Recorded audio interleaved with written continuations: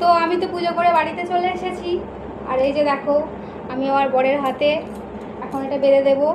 মা বিপদতারিণী যেন সব বিপদ থেকে একদম দূর করে দেয়, দূর করে দেয়।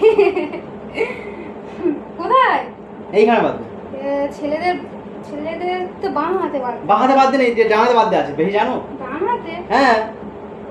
তো যাই হোক, ও স্টাইল মেরে এখানে বাজছে। আর একটা কথা, আমার বউটা খুব অসুস্থ, আর অসুস্থতার মধ্যে কাজ করে মানে পুজোগুলো দিয়েছে, অনেক কষ্ট করে সব কিছু করেছে।